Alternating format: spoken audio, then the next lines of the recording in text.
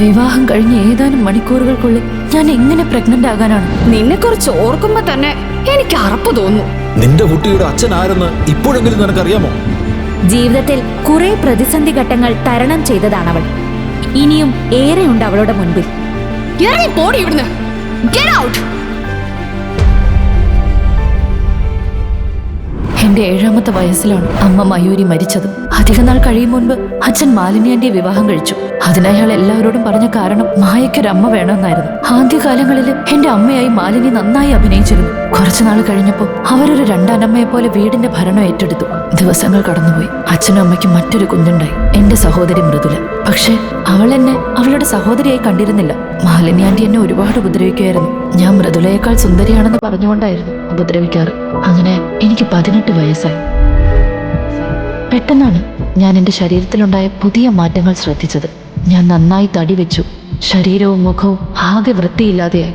എനിക്ക് വലിയ തോതിൽ ഹോർമോൺ ചേഞ്ചസ് ഉണ്ടായതായിരുന്നു കാരണം. എന്റെ ഭാരം ഒരു 80-90 കിലോ വരെ കൂടി. പിന്നീടാണ് ഞാൻ ആ സത്യം അറിഞ്ഞത്. മാലിനി ആന്റി ആയിരുന്നു എല്ലാത്തിനും കാരണം. എനിക്ക് തരുന്ന ഭക്ഷണത്തിലും ജ്യൂസിലും ഒക്കെ അവർ ഹോർമോൺ ഇംബാലൻസ് ഉണ്ടാക്കുന്ന മരുന്നുകൾ ചേർത്തിരുന്നു. കോളേജിൽ പോകുമ്പോഴൊക്കെ എല്ലാവരും എന്റെ ശരീരം കണ്ട് കളിയാക്കും. ബോയ്സ് ഒന്നും എന്നോട് മിണ്ടാൻ പോലും തയ്യാറാകുമായിരുന്നില്ല. എനിക്കൊരു പ്രേമമോ ബോയ് ഫ്രണ്ടോ ഒന്നും തന്നെ ഇല്ലായിരുന്നു. ഒരു ദിവസം അച്ഛൻ എന്നെ വിളിച്ച് കല്യാണത്തെക്കുറിച്ച് സംസാരിച്ചു. എനിക്ക് ആദ്യമൊന്നും താല്പര്യമില്ലായിരുന്നു. അപ്പോഴാണ് അച്ഛൻ അയാളുടെ ഫോട്ടോ എന്നെ കാണിച്ചത്. അതായിരുന്നു അജയ് മേനോൻ, കാരാട്ട് വിശ്വനാഥ മേനോന്റെ മകൻ. അവരിങ്ങോട്ട് കൊണ്ടുവന്ന പ്രപ്പോസലാണെന്ന് അച്ഛൻ പറഞ്ഞു. എനിക്ക് വിശ്വസിക്കാൻ കഴിഞ്ഞില്ല. ഞാൻ വിചാരിച്ചത് ഇതോടെ എൻ്റെ ജീവിതത്തിലെ നല്ല കാലം തുടങ്ങാൻ പോവുകയാണെന്നാണ്. അങ്ങനെ ഞങ്ങളുടെ വിവാഹ ദിവസം വന്നെത്തി. ഒരുപാട് പ്രതീക്ഷകളോടെ ഖദർ മണ്ഡപത്തിലേക്ക് ഞാൻ കാലെടുത്ത് വെച്ചു. എന്നാൽ അന്നത്തെ ആ സംഭവം എൻ്റെ ജീവിതം വേരോടെ തന്നെ തകർത്തെറിഞ്ഞു. ലോകത്ത് ഒരു പെണ്ണിനും സഹിക്കാനോ വിശ്വസിക്കാനോ കഴിയാത്ത ആ കാര്യം എൻ്റെ ജീവിതത്തിൽ നടന്നു. എന്തായിരുന്നു ആ ദിവസം മായയുടെ ജീവിതത്തിൽ സംഭവിച്ചത്?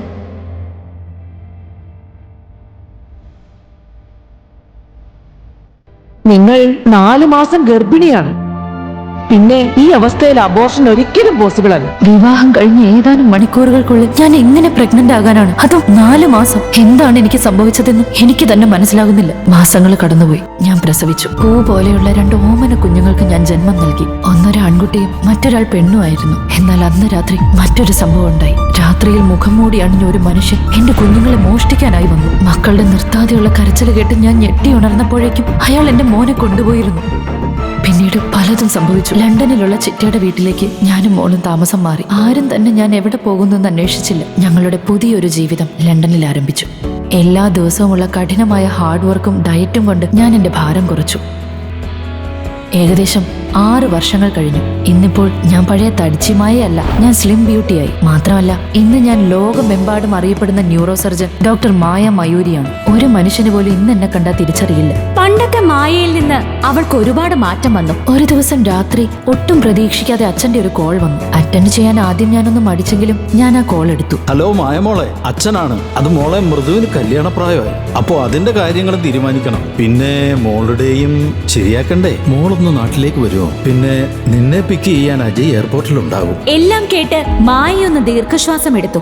ശേഖരൻ ആദ്യം മൃദുലയുടെ കാര്യം പറഞ്ഞൊരു മുഖവുരയിട്ടതാണെന്ന് മായയ്ക്ക് മനസ്സിലായി. അജയന്റെ കാര്യം പറയാനുള്ളൊരു മുന്നൊരുക്കം അത്ര തന്നെ. വർഷം ഇത്രയായില്ലേ, എത്രയും പെട്ടെന്ന് ഇതിനൊരു നീക്കുപോക്ക് ഉണ്ടാക്കിയേ പറ്റൂ. അത് മാത്രമല്ല മറ്റൊരു കാര്യം കൂടി അവൾക്ക് അറിയേണ്ടതുണ്ട്. മായയ്ക്ക് ഇപ്പോഴും അറിയാത്ത കാര്യമാണ് തന്റെ കുട്ടികളുടെ അച്ഛനാരാ എന്നത്. ജീവിതത്തിൽ കുറെ പ്രതിസന്ധി ഘട്ടങ്ങൾ തരണം ചെയ്തതാണവൾ. ഇനിയും ഏറെയുണ്ട് അവളുടെ മുൻപിൽ. അതിൽ പ്രധാനം നഷ്ടപ്പെട്ട തന്റെ മകനെ കണ്ടെത്തണം. പിന്നെ ഒരിക്കലെങ്കിലും അറിയണം താൻ എങ്ങനെ പ്രഗ്നന്റ് ആയി എന്ന്. എന്താണ് തനിക്ക് സംഭവിച്ചത്? തനിക്ക് ഗർഭം സമ്മാനിച്ച ആളെയും കണ്ടെത്തണം. അയാളുടെ മുൻപിൽ ചെന്ന് നിന്ന് എന്തിന് തന്നോട് ഇത് ചെയ്തതെന്ന് ചോദിക്കണം. എന്നിട്ട് അയാൾ എന്ത് നേടിയെന്ന്, എന്തുകൊണ്ട് തന്നെ അയാൾ അന്വേഷിച്ചു വന്നില്ല എന്നും ചോദിക്കണം. മോൾക്കാണെങ്കിൽ നാളെ കഴിഞ്ഞ് വെക്കേഷൻ തുടങ്ങും. അപ്പൊ നാട്ടിലേക്ക് പോകാൻ എന്തായാലും പറ്റും. ഇന്ന് തന്നെ ലീവും വിളിച്ചു പറയാം. ഇന്നാണ് മായയും മോളും നാട്ടിലേക്ക് പോകുന്നത്. കല്യാണപ്രായമായി. എയർപോർട്ടിന്റെ എൻട്രൻസ് എത്താറായപ്പോഴാണ് മായ അവിടെ ഒരു പരിചിത മുഖം കാണുന്നത്. അയാളെ അവൾ അവിടെ ഒരിക്കലും പ്രതീക്ഷിച്ചിരുന്നില്ല. അത് മറ്റാരുമല്ല, മായയുടെ കഴുത്തിൽ താലി കെട്ടിയ അവളുടെ ഭർത്താവ് അജയ് മേനോൻ. ഹായ് സുന്ദരി, ഞാൻ അജയ് മേനോൻ. നിങ്ങളെ കാണാൻ നല്ല ഭംഗിയുണ്ട്. ഇവിടെ ആദ്യമായിട്ടാണോ? മായ കൂളായി മൊത്തത്തിൽ ഒഴിഞ്ഞു നോക്കി. തന്നെ അവന് മനസ്സിലായിട്ടില്ലെന്ന് അവൾക്ക് മനസ്സിലായി. അവൾ ഒരു ടാക്സിക്ക് കൈ കാണിച്ച് മോളെ ടാക്സിയിലിരുത്തി. അപ്പോഴും അവളെ തന്നെ നോക്കിക്കൊണ്ടിരിക്കുന്ന അവനെ മായ മൈൻഡാക്കാതെ മുൻപോട്ട് നടക്കാൻ ഒരുങ്ങിയതും അവൻ കൈവച്ച് തടഞ്ഞു. ഞാനിവിടെ വേറൊരാളെ നോക്കി വന്നതാ. എന്തായാലും ഈ നാട്ടിൽ ഞാൻ ഉണ്ടാകും. കാരാട്ട് അജയ് മേനോനെന്ന് ചോദിച്ചാ ആരും പറഞ്ഞു തരും. Please contact me beautiful. എന്നാൽ ആ സമയം കൊണ്ട് തന്നെ മായ മോളെയും കൊണ്ട് ടാക്സിയിൽ കയറി പോയിരുന്നു. മോളെ ഹോട്ടലിൽ ഇരുത്തിയിട്ട് തന്റെ വീട്ടിലേക്ക് ഒരു ടാക്സിയിൽ പോയി. എവിടെ അജയ്? എവിടെ? നിന്നെ പിക്ക് ചെയ്യാൻ അവൻ അവിടെ വന്നിരുന്നല്ലോ. ഞാൻ ആരെയും കണ്ടില്ല, കാണേണ്ട ആവശ്യവും ഇല്ല. എന്തിനാ എന്നോട് വരാൻ പറഞ്ഞത്? നിന്റെ ജീവിതം എങ്ങനെയാണെന്ന് വെച്ചാ നീ ജീവിച്ചോളൂ. വെറുതെ ആ മോനെ കൂടി ബലിയാടാക്കണ്ട.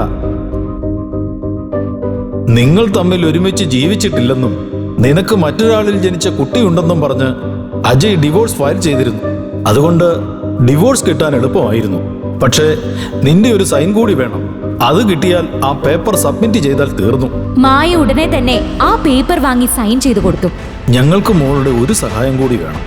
അപ്പോൾ നിന്റെ അമ്മയുടെ ആ സ്ഥലവും അതിൽ നിൽക്കുന്ന നമ്മുടെ കമ്പനിയും അതിപ്പോ നിന്റെ പേരിലല്ലേ? അത് വെറുതെ കിടന്നിട്ട് ആർക്കാണ് പ്രയോജനം? അജയ് മൃദുവിനെ കല്യാണം കഴിക്കാൻ പോവാ. അജയുടെ മുത്തച്ഛൻ പറഞ്ഞത് വേറൊന്നും വേണ്ട എന്നാണ്. പിന്നെ ആ കമ്പനി നമ്മൾ നേരത്തെ കൊടുക്കാമെന്ന് തീരുമാനിച്ചതാണല്ലോ. ശേഖറിന് തിരിച്ചെന്തെങ്കിലും പറയാൻ പറ്റുന്നതിന് മുൻപേ തന്നെ മായ ശേഖറിന്റെ കയ്യിലുള്ള ഡോക്യുമെന്റ്സ് വലിച്ചെറിഞ്ഞു. ഓഹോ, അപ്പൊ ഇതിനായിരുന്നോ നിങ്ങൾ എന്നെ ലണ്ടനിൽ നിന്നും വിളിച്ചു വരുത്തിയത്? ആ സ്ഥലവും കമ്പനിയും കൊന്നാലും ഞാൻ ആർക്കും തരില്ല. അതെനിക്ക് എന്റെ അമ്മ തന്നിട്ട് പോയ സമ്മാനമാണ്. മായ എല്ലാവരെയും കോപത്തിൽ നോക്കിക്കൊണ്ട് ആ വീട്ടിൽ നിന്നും ഇറങ്ങി നടന്നു. അവളുടെ ശബ്ദത്തിനപ്പോൾ വല്ലാത്ത കനമുണ്ടായിരുന്നു.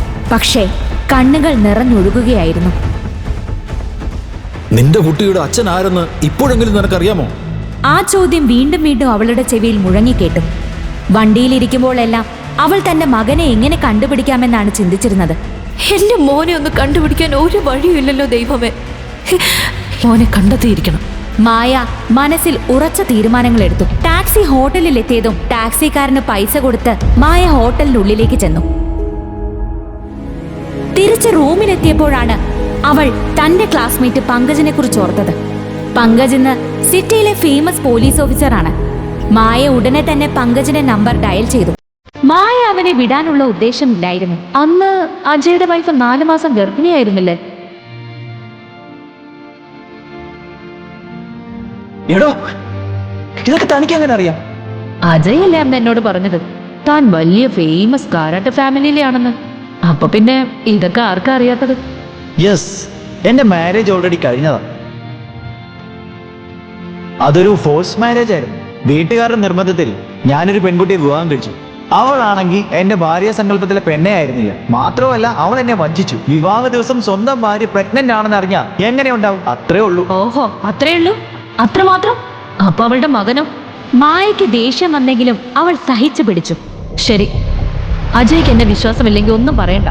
പക്ഷേ ഇങ്ങനെ കാര്യങ്ങൾ മറച്ചു വെക്കുന്നവരുമായി ഫ്രണ്ട്ഷിപ്പ് കൂടാൻ എനിക്ക് ബുദ്ധിമുട്ടുണ്ട്. എടോ നോക്ക്, ഞാൻ പറയാം. ആ കുട്ടിയുടെ കാര്യത്തിൽ എന്താ സംഭവിച്ചതെന്ന് ഞാൻ പറയാം. ഇത് കേട്ടപ്പോൾ തന്നെ മായയുടെ കണ്ണുകൾ നിറഞ്ഞൊഴുകി. ഇനി ഈ നാട്ടിൽ നിന്നും തിരികെ പോകുന്നത് തന്റെ മോനെയും കൊണ്ടാവുമെന്ന് മായ ഉറച്ച തീരുമാനമെടുത്തിരുന്നു. തേടിയ വള്ളി കാലിൽ ചുറ്റിയെന്ന് മായയ്ക്ക് മനസ്സിലായി. ഈ അവസരം മുതലാക്കാമെന്ന് മായ തീരുമാനിച്ചു. ശരി, എങ്കിൽ ആ കുട്ടിയെക്കുറിച്ചുള്ള ഡീറ്റെയിൽസ് എല്ലാം എനിക്ക് തന്ന ആ നിമിഷം മുതൽ നമ്മൾ ഫ്രണ്ട്സ് ആയിരിക്കും. മായയുടെ ജീവിതത്തിൽ ഇനി എന്തൊക്കെയാണ് സംഭവിക്കാൻ പോകുന്നത്? മായയുടെ മകനെ അവൾക്ക് തിരിച്ചു കിട്ടുമോ? കൂടുതൽ അറിയാനായി തുടർന്ന് കേൾക്കുക പോക്കറ്റ് എഫ്എമ്മിന്റെ ഏറ്റവും പുതിയ ഓഡിയോ സീരീസ്